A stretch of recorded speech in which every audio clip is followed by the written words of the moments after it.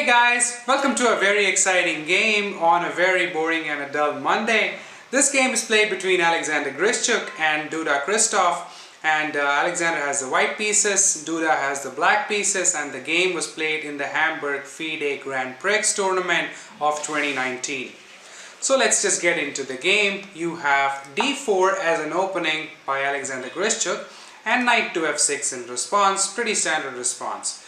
We have c4 and now e6. You have knight to f3 and now b6. Fianchettoing the bishop, that's the idea.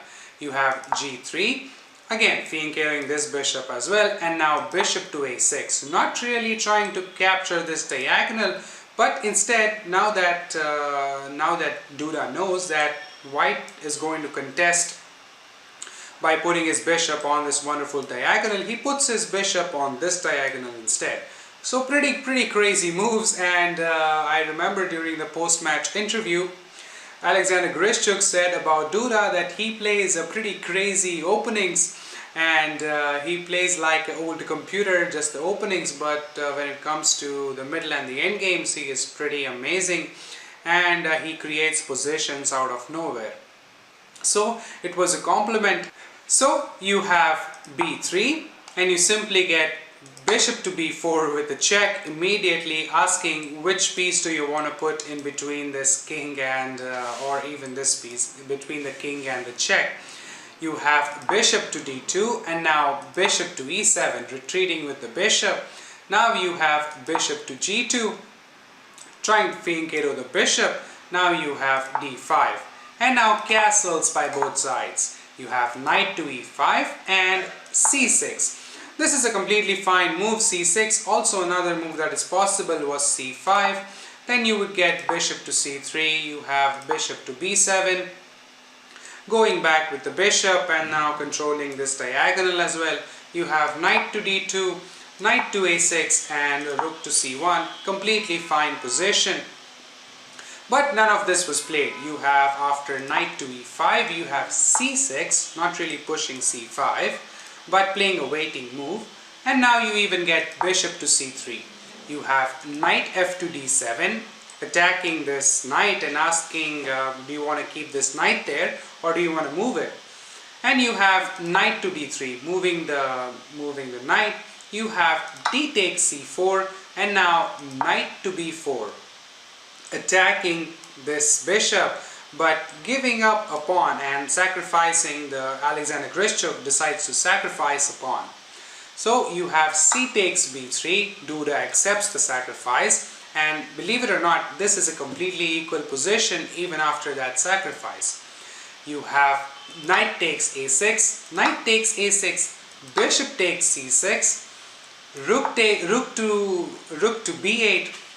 And this was a novelty in this position, mainly because naturally you would want to put your rook on the c file, attack the two bishops, and you would have a completely fine game, which could also have been played. So I'm going to show you that variation.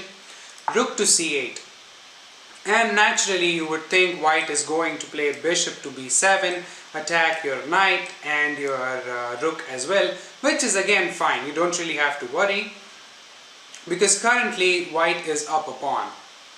So you get bishop to b7, now you get rook takes c3. Yes, you give up a rook, knight takes c3, and now queen to c7. Now you attack the bishop and you attack this knight as well. So you can defend only one piece. White has to defend, and the correct solution would be to capture this knight here on a6 and give up your knight, which is completely fine. But you will not immediately take this knight. You will first play b2, attacking this rook. Now the rook has to come to b1 and defend the queening square, defend itself and the queening square, and now you capture it with your queen, which is again completely fine move, and this is more or less an equal position to play. But none of this was played in the game. You have, after bishop takes c6, you have rook to b8. As this was a pretty quick game and they did not really have a lot of time to think, but I'm sure if in a classical game Duda would have played rook to c8 without even thinking. So now you get a takes b3, you have knight to b4, and you get bishop takes b4, bishop takes b4, and simply rook takes a7. And now if you look, the material is completely equal except black is a pawn up. Now you have knight to f6 and simply e3, pushing this pawn, defending the pawn, and having a completely fine game. You have rook to c8 and now bishop to g2, retreating with the bishop. This bishop now nicely controls the entire diagonal.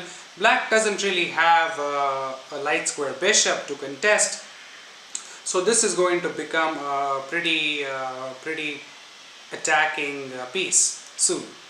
We have rook to e8, and this was a slight mistake, mainly because you don't really want to play this rook to e7, which was played in the game. You want to get this rook off the board by playing this rook here immediately, and I'm going to show you that variation. Rook to c7, so not playing this move but instead playing this move.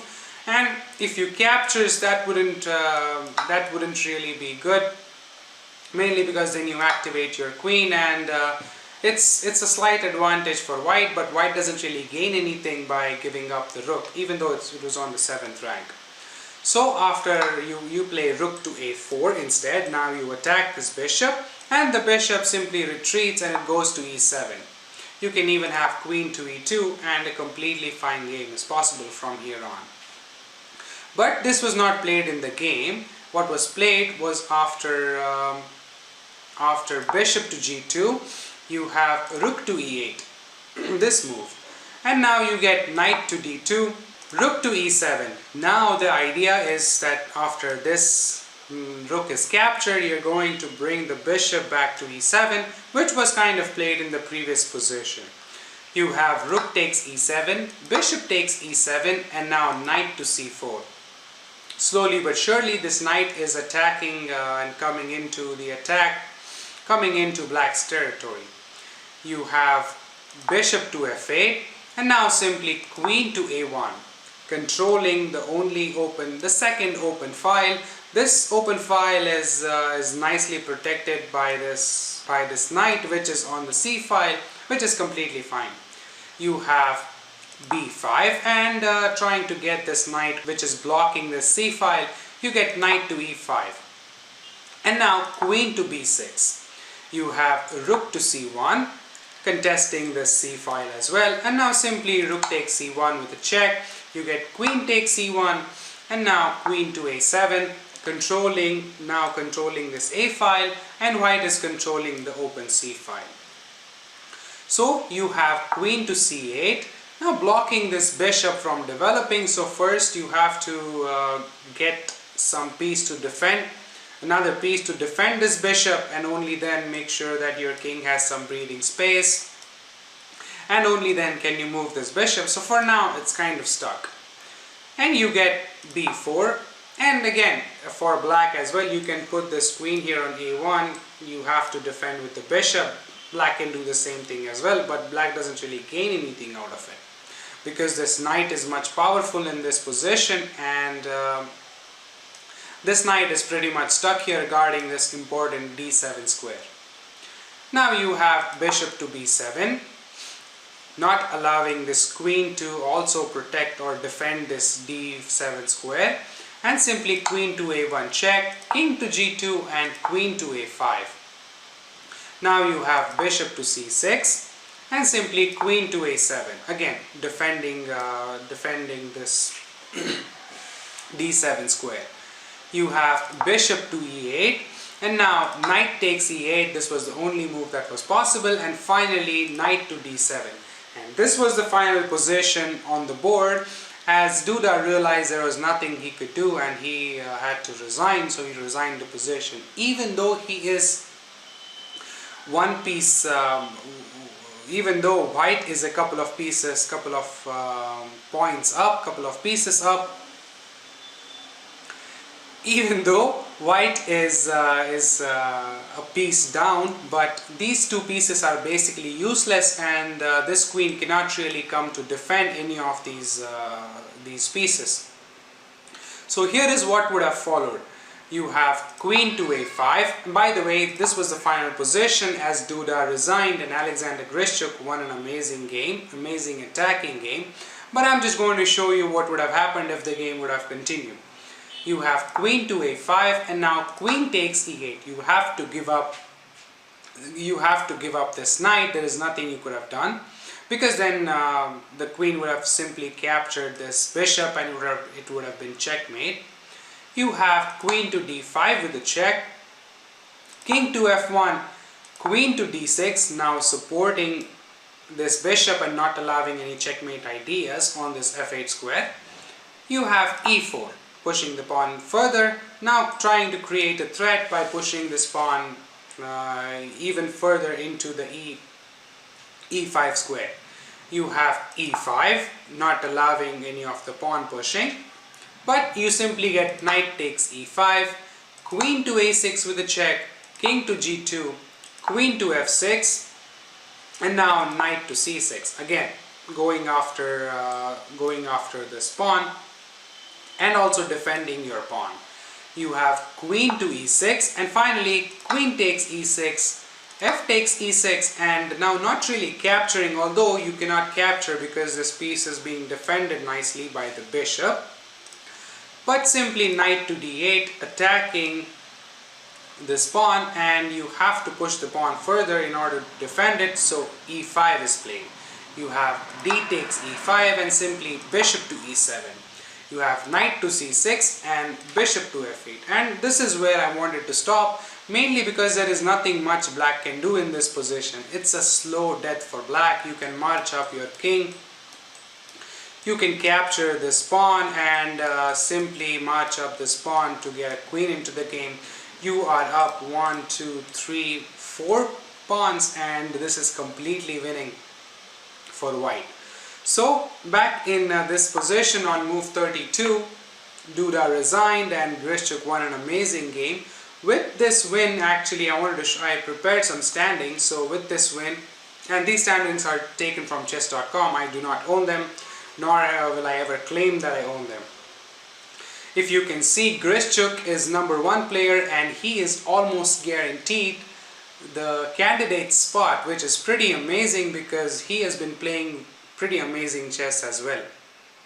He has not completely finalized his spot yet, but there is one more Grand Prix that is left in Jerusalem.